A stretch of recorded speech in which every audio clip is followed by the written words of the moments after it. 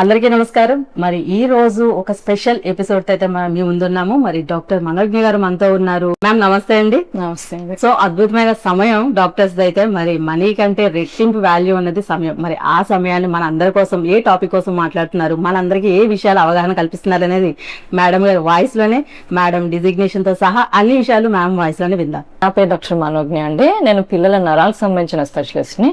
So మీ paediatric neurologist. So పిల్లలు commonest గా వచ్చేవి ఎదుగుదల లోపాలు, autism, hyper activity, epilepsy. So one of the commonest and most important disease in children is epilepsy. Okay, so ఈ రోజు మనం పిల్లల్లోని ఎపిలెప్సీ అంటే మూర్ఛ వ్యాధి గురించి చెప్పుకుందాం. ఎస్ మ్యామ్, అసలు మూర్ఛ వ్యాధి అని చెప్తున్నారు మ్యామ్, అది చిన్నప్పటి నుంచి స్టార్ట్ అవుతుందండి? అంటే అందులో చాలా రకాలు ఉంటాయి అనమాట అండి. సో పుట్టిన వెంటనే స్టార్ట్ అయ్యేవి కొన్ని కాజెస్ ఉంటుంది. అట్లానే మధ్యలో అంటే ఏజ్ బట్టి, సో ఒక స్పెసిఫిక్ ఏజ్ లో స్టార్ట్ అయ్యేవి కొన్ని ఉంటుంది. ఓకే, లేదా అక్యూట్ సిమ్టమాటిక్ అంటాం, అంటే లైక్ సమ్ ట్రామా, తలకి ఏమైనా దెబ్బ తగిలినప్పుడు కానీ, లేదా సమ్ ఏదైనా అక్యూట్ ఇన్ఫెక్షన్, మెనింజైటిస్ అంటాం, అలా మెదడువాపు వచ్చినప్పుడు కానీ ఆ తర్వాత స్టార్ట్ అవ్వచ్చు. బట్ కొన్ని ఏంటంటే పుట్టిన వెంటనే వచ్చు, అంటే పుట్టిన వెంటనే బేబీ ఏడకపోవడం వల్ల, లేదంటే పుట్టినప్పుడు బేబీకి షుగర్ లెవెల్స్ తగ్గడం వల్ల, ఆర్ పుట్టినప్పుడు బ్రెయిన్ సరిగ్గా ఫామ్ అవ్వకపోవడం వల్ల, సో ఇట్లాంటి ఏమైనా ఉంటే ఇమీడియట్ పుట్టిన వెంటనే స్టార్ట్ అవ్వచ్చు ఫిట్. మేడం, ఈ మూర్ఛ వ్యాధి అనేది పుట్టినప్పటి నుంచి కానీ మధ్యలో కూడా వచ్చే అవకాశాలు ఉంటాయా? ఎనీ ఏజ్ ఆఫ్ ఆన్సెట్, అంటే చిల్డ్రన్, అంటే ఎస్పెషల్లీ చిల్డ్రన్ గురించి మాట్లాడుతున్నాం కాబట్టి, so we take children up to 18 years of age. So పుట్టినప్పటి నుంచి పెద్ద వరకు ఎప్పుడైనా రావచ్చు ఫిట్స్ అనేది. సో కొన్ని అంటే డిపెండింగ్ ఆన్ ద కాజ్, అంటే అక్యూట్ సిమ్టమాటిక్ అంటే సపోజ్ ఏమన్నా ట్రామా, అంటే రోడ్ యాక్సిడెంట్ అయింది అనుకోండి, సో బ్రెయిన్ లో చిన్న క్లాట్ అవ్వచ్చు, సో అప్పుడు స్టార్ట్ అవ్వచ్చు. అవి అక్యూట్ సిమ్టమాటిక్ సియర్స్ అంటాం. అట్లా కాకుండా ఏమి ఇలాంటి కాజ్ ఏమీ లేకుండా కూడా వచ్చేవి ఏంటంటే జెనెటిక్ అంటాం అనమాట. అంటే ఒక స్పెసిఫిక్ ఏజ్, సపోజ్ కొన్ని 4 years లో స్టార్ట్ అవుతుంది, కొన్ని 10 year ఏజ్ లో స్టార్ట్ అవుతుంది, కొన్ని అడాలసెంట్ అంటాం, అంటే 11-12 ఏళ్ల తర్వాత నుంచి 18 ఏళ్ల మధ్యలో వస్తుంది. ఇట్లాగా ఏజ్ డిపెండెంట్ ఎపిలెప్సీస్ వస్తూ ఉంటాయి. సో ఎనీ ఏజ్ ఎప్పుడైనా రావచ్చు ఫిట్స్ అనేది. సో మరి ఇప్పుడు మేడం, ఈ వ్యాధి యొక్క లక్షణాలు అయితే ఎలా ఉంటాయి? అంటే పుట్టిన పిల్లలు కాకుండా కొంచెం పెద్దవాళ్ళు వరకు ఉండే వాళ్ళకి ఎలాంటి లక్షణాలు ఉంటాయి? సో బ్రాడ్లీ మనము ఫిట్స్ ని 2 రకాల కింద డివైడ్ చేస్తాం. ఒకటి ఫోకల్ అంటాము, ఇంకోటి జనరలైజ్డ్ అంటాం. సో ఫోకల్ అంటే ఎనీ ఒక పార్ట్ నుంచి రావచ్చు అనమాట. అంటే లైక్ ఓన్లీ ఒక హ్యాండ్ ఇన్వాల్వ్ అవ్వచ్చు, లేదా only one side of the face, అంటే మూతి మాత్రం పక్కకి వెళ్ళొచ్చు, కళ్ళు మాత్రమే పక్కకి వెళ్ళొచ్చు, లేదా ఒకవైపు చేయ, కాళ్ళు, మొహం అంతా కలిపి ఒక పక్కకి వెళ్ళడము లేదా కొట్టుకోవడం, ఇది ఫోకల్ అంటాం. దాంట్లో మళ్ళీ 2 రకాలు ఉంటాయి, focal with awareness, without awareness. అంటే ఆ టైంలో చైల్డ్ కి స్పృహ ఉంటుంది, అది ఫోకల్. అంటే చైల్డ్ నార్మల్ గా కాన్షియస్ గా ఉంటాడు, బట్ ఇన్వాల్వ్డ్ గా తన కంట్రోల్లో లేకుండా చెయ్యి ఆడించడము, కాలు కొట్టుకోవడం అట్లా జరుగుతుంది. ఇంకోటి వితౌట్ అవేర్నెస్, అంటే చైల్డ్ కి స్పృహ లేకుండా ఒకవైపు బాడీ పార్ట్స్ మాత్రమే పెట్టుకుంటూ ఉంటాయి. ఎప్పుడైతే స్పృహ లేదో చైల్డ్ కింద పడిపోయి దెబ్బలు తగిలే అవకాశం ఉంటుంది ఆ టైం. ఇది కాక ఇంకో రకం ఏమంటే జనరలైజ్డ్ ఎపిలెప్సీ, అంటే మొత్తం బాడీ అంతా ఒకేసారి ఇన్వాల్వ్ అవుతుంది అండ్ ఖచ్చితంగా చైల్డ్ ఆ టైంలో స్పృహ ఉండదు. సో మోస్ట్లీ కింద పడిపోతారు, మొత్తం 2 చేతులు కాలు అయితే టైట్ గా బిగిస్తారు లేదా కొట్టుకుంటారు. అండ్ ఆ టైంలో ఇన్వాలంటరీ మిక్చరేషన్ అంటాం, అంటే తెలియకుండా యూరిన్ పాస్ చేయడం, లేదా మోషన్ పాస్ చేయడం, లేదా నాలుగు ఖర్చుకోవడము, లేదా నోట్లోంచి సొంగ కావడం, ఇట్లా ఏమైనా సిమ్టమ్స్ ఉంటాయి. సో ఇవి కాక పిల్లల్లో ఇంకొంచెం రేర్ టైప్ ఆఫ్ ఫిట్స్ యాబ్సెన్సెస్ అంటాం. అదేంటంటే child all of a sudden blank అయిపోతాడు అనమాట. అంటే చైల్డ్ కూర్చున్నట్టే నించున్నట్టు అలానే ఉంటాడు, కదలడు పడడు, బట్ బ్రీఫ్ గా ఒక 10-15 seconds పాటు అలా డే డ్రీమింగ్ అంటాం, అంటే బ్లాంక్ అయిపోతాడు, మళ్ళీ అయిపోతాడు. బట్ ఆ కాసేపు చైల్డ్ కి ఏం జరుగుతుందో ఏమీ తెలియదు. ఇలా మల్టిపుల్ టైమ్స్ పర్ డే ఉన్నా కూడా ఇది ఒక టైప్ ఆఫ్ ఫిట్స్ అనమాట.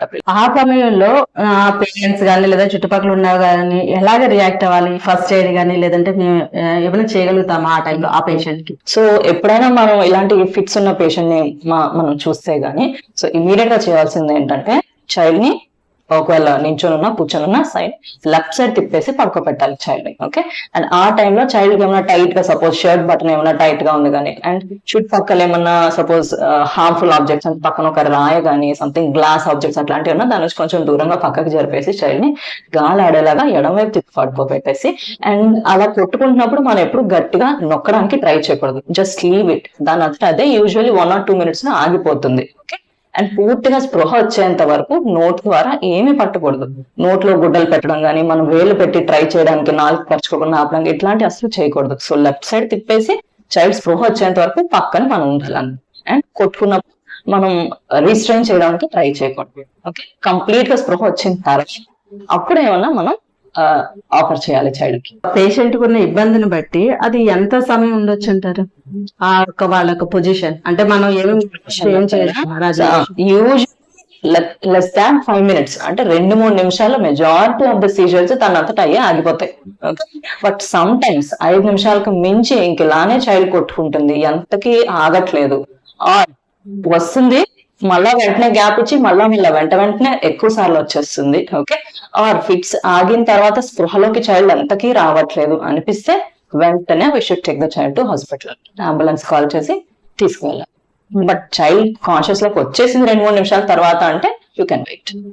రైట్. అయితే వాటర్ గానీ ఇలాంటివి ఏమి పెట్టాలి. ఫస్ట్ మనం చేసేదంటే మొహం మీద నీళ్ళు పోయడం చేస్తాం, అలాగే తాళాలు గానీ ఐరన్ గానీ అలాంటివి పెడుతుంటాం. అది ఏమైనా ఉపయోగకరమా పేషెంట్? అది ఒక మిత్ అని అనాలి. ఓకే, నేను చెప్పాను ఆల్రెడీ 2 to 3 minutes లో అదే ఆగిపోద్ది. మీరు తాళాలు పెట్టినా ఆగిపోద్ది, పోయినా ఆగిపోద్ది. కాకపోతే అందరికి ఇలా ఒక మెత్ ఉండిపోయింది, పెడితే ఆగుద్దని.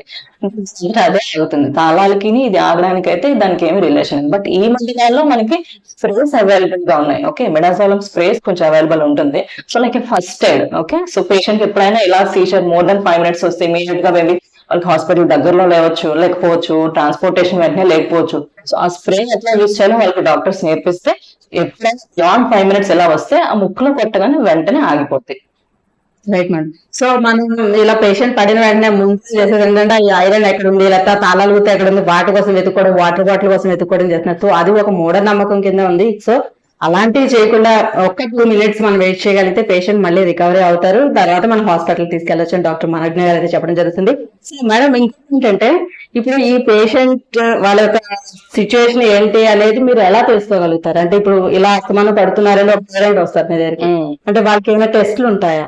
అంటే వాళ్ళ యొక్క స్థితి ఎలా ఉంది అని తెలుసుకోవడానికి. అండ్ ట్రీట్ చేసే ముందు ఫస్ట్ ఇటియాలజీ, అంటే ఎందుకు వస్తుంది ఫిట్స్ అనేది ఇంపార్టెంట్. సో దాన్ని బట్టి మనం ఎంతకాలం వాడాలి, మళ్ళా వచ్చే అవకాశం ఉందా లేదా చైల్డ్ ఇవన్నీ తెలుసుకోవాలంటే మనం ఇన్వెస్టిగేషన్స్. సో 2 ఉంటాయి యూజువల్ గా మనం చేసేది. సో ఒకటి ఎంఆర్ఐ బ్రెయిన్, ఇంకొకటి ఈఈజీ ఎలక్ట్రోఎన్సెఫాలోగ్రామ్. ఎంఆర్ఐ బ్రెయిన్ ఎందుకు చేస్తామంటే అసలు ఎందుకు వచ్చింది, దేని వల్ల, అంటే బ్రెయిన్ లో ఏమైనా స్ట్రోక్ ఏమైనా జరిగిందా, బ్రెయిన్ లో ఏమైనా ఫార్మేషన్ లో ఏమైనా తేడా ఉందా. సో ఇవి తెలుసుకున్న దాన్ని బట్టి మనం ఎంతకాలం వాడాలని ఒక ఐడియా వస్తుంది. And next thing EEG. So EEG అంటే బ్రెయిన్ ఎలక్ట్రికల్ యాక్టివిటీ మనం రికార్డ్ చేస్తాం అనమాట. సో ఇందాక చెప్పాను ఫోకల్ అండ్ జనరలైజ్. సో ఈఈజీలో కూడా మనకు ఒక్కొక్కసారి డిఫరెన్స్ చైల్డ్ పేషెంట్ చెప్పలేకపోవచ్చు అది ఎలా వచ్చింది ఫిట్స్ అంటే. సో ఈఈజీలో మనకి అగైన్ మనకు క్లూ వస్తుంది. అండ్ సమ్ టైమ్స్ బయటకు కనిపించకపోయినా ఈఈజీలో కంటిన్యూస్ గా ఫిట్స్ లోపల వస్తుంది. ఓకే, సో దెన్ కొంచెం అగ్రెసివ్ గా ట్రీట్ చేయాలన్నమాట. ఓకే, సో కామన్ గా మనం యూజ్ చేసి to identify this EEG and MRI. MRI for etiology and EEG seizure type ఏంటి, సీజర్ కి ఎంతకాలం మనం వాడాలి అని తెలుసు. Right ma'am. అయితే ఇంకొకటి ఏంటంటే వీళ్ళు ఈ మందులు అనేది ఎంతకాలం వాడాలి ఏంటనేది కూడా మీరు ఈ రిపోర్ట్స్ బట్టి చెప్పగలుగుతారు, అంటే వాళ్ళ పేషెంట్ ఒక రికవరీని బట్టి. సో ఈ మందులు అనేవి ఎంతకాలం అంటే తెలుస్తుంది కదా అప్రాక్సిమేట్లీ, అలా ఎంతకాలం జీవితకాలం వాడాల్సి వస్తుందా? జీవితకాలం అన్న యూజువల్లీ మనం చెప్పేదంటే 2 years సీజర్ ఫ్రీ ఇంటర్వెల్, అంటే కనీసం 2 ఏళ్ళు ఫిట్స్ లేకుండా ఉండాలి. అప్పుడు మనం తగ్గించి ఆపాలి. సో ఎప్పుడు remember, all of a sudden fits మందులు ఎప్పుడు వాడకూడదు. వాడితే విత్డ్రాల్ సీజర్స్, అంటే ఆపిన వెంటనే వచ్చేస్తుంది సీజర్. ఓకే, సో ఎప్పుడు ఆపాలన్నా ఒక 3 to 6 months స్లోగా తగ్గించి అప్పుడు ఆపుతాం. అది కూడా ఎప్పుడు చైల్డ్ సీజర్ ఫ్రీ, అంటే 2 ఏళ్ళు సపోజ్ నేను ఇప్పుడు మొదలు పెట్టాను, ఒక 2 ఏళ్ళ వరకు అస్సలు ఫిట్స్ లేదు. అండ్ అదొకటి కాదు, ఫిట్స్ లేకుండా ఉండాలి. చైల్డ్ డెవలప్మెంటలీ, అంటే ఇప్పుడు 4 ఏళ్ళ పిల్లలు 4 ఏళ్ళకి తగ్గినట్టు అన్ని డెవలప్మెంట్ నార్మల్ గా ఉండాలి. అండ్ ఆపాలనుకునే ముందు మళ్ళీ ఒకసారి ఈజీ రిపీట్ చేస్తాం. సో ముందు సపోజ్ నార్మల్ ఈజీ మనకు రికార్డ్ అయింది, ఇప్పుడు 2 years సీజర్ ఫ్రీ వచ్చాక మళ్ళీ ఈజీ నార్మల్ ఉంది, చైల్డ్ డెవలప్మెంటలీ నార్మల్ ఉంది అనుకుంటే స్లోగా టేపర్ చేసి ఆపు. సో ఈ నాటి కార్యక్రమంలో డాక్టర్ మనోజ్ఞ గారు ఉన్నారు. సో మేడం అడిగి చాలా విషయాలుగా మనం తెలుస్తున్నాం. ఇవన్నీ ఏంటంటే పబ్లిక్ లో అవగాహన కోసం మేడం విలువైన సమయాన్ని వెచ్చించి మన కోసం చేస్తున్నారు. సో వినండి, వాటిని ఫాలో అవ్వడానికి కూడా మీ వంతు ప్రయత్నించండి, మరికొంతమందికి తెలియచేయండి. మ్యామ్, జనరల్ గా ఇప్పుడు పిల్లలు ఉన్నారు కదండి, ఇప్పుడు పేరెంట్స్ కి అయితే మాకు కొంచెం అవగాహన వచ్చింది, ఎందుకంటే వాళ్ళని కన్నాము పెంచాము కాబట్టి ఎలా ట్రీట్ చేయాలని తెలుస్తుంది మీ ద్వారా. తోటి పిల్లలు కానీ లేదా టీచర్స్ కానీ ఎలా రియాక్ట్ అవ్వాలి, వాళ్ళకి ఏం చేయాలి ఆ టైంలో? So again like first aid is rescue position. So okay, ముందే మనము సపోజ్ మన ఎపిలెప్సీ చైల్డ్ ఎవరైనా ఉన్నప్పుడు మనం స్కూల్కి పంపించేటప్పుడు టీచర్కి ముందే ఇన్స్ట్రక్షన్స్ చెప్పాలి. ఓకే, సో లెఫ్ట్ సైడ్ పక్కకి తిప్పేసి పడుకోబెట్టేసి మళ్ళీ స్పృహ వచ్చేంత వరకు చైల్డ్ ని నోటి ద్వారా ఏమి పట్టద్దు. ఓకే, యూజువల్లీ 1 to 2 minutes అదే ఆగిపోతుంది. ఇన్ కేస్ ఆగకపోతే నవ్వడేస్ మీకు చెప్పిన వాడి ఫస్ట్ ఎయిడ్ కింద స్ప్రేస్ అవైలబుల్ గా ఉన్నాయి, మెడాజాలం స్ప్రే అంటాం. సో పాసిబుల్ అంటే చైల్డ్ కి మళ్ళా వచ్చే అవకాశం ఉన్నప్పుడు. ఓకే, సో కొంతమంది మనం మందులు పెట్టాక వెల్ కంట్రోల్ అంటాము. ఓకే, సింగిల్ డ్రగ్ పెట్టాక ఇంకా మళ్ళీ ఎప్పుడు రాలేదు, అట్లా వెల్ కంట్రోల్ వాళ్ళకి మళ్ళీ వచ్చే అవకాశం తక్కువ. ఓకే, బట్ ఎలా మళ్ళీ ఎక్కువ సార్లు వచ్చే పిల్లలకి అయితే మాత్రం స్ప్రే బ్యాగ్ లో పెట్టేసి లేదా స్ప్రే టీచర్ కి హ్యాండ్ ఓవర్ చేసేసి ఎప్పుడైనా ఎట్లా వస్తే ఆపడానికి ట్రై చేయొచ్చు. సో ఈ వ్యాధి బారిన పడిన పిల్లల యొక్క ప్రవర్తన కానీ, లైఫ్ స్టైల్ కానీ, లేదంటే వాళ్ళకి ఏమైనా డైట్ కానీ ఇలాంటివి ఏమైనా ఉంటారా? సో కామన్ గా అడుగుతారు పేరెంట్స్, మా పిల్లలకి ఈ ఏమన్నా పథ్యం ఏమైనా ఉంటుందా, ఇవి పెట్టొచ్చా, ఇవి పెట్టకూడదా అని అడుగుతారు. Okay, but remember, so food కి దీనికి అయితే ఏమి సంబంధం ఉండదు. ఓకే, అసలు లైక్ నార్మల్ చైల్డ్ అందరూ ఏం తింటారో ఆ చైల్డ్ కూడా అన్ని పెట్టొచ్చు. బట్ ఎపిలెప్సీ పేషెంట్స్ కి ఒక స్పెషల్ డైట్ లో కాల్ ఇట్ కీటోజెనిక్ డైట్. అది ఎప్పుడు ఇస్తామంటే రిఫ్రాక్టరీ ఎపిలెప్సీ అంటే 2-3 మందులు పెట్టినా కూడా చైల్డ్ అస్సలు కంట్రోల్ రావట్లేదు, అలా multiple times per day fix వచ్చేస్తుంది అన్న వాళ్ళకి అదొక స్పెషల్ డైట్.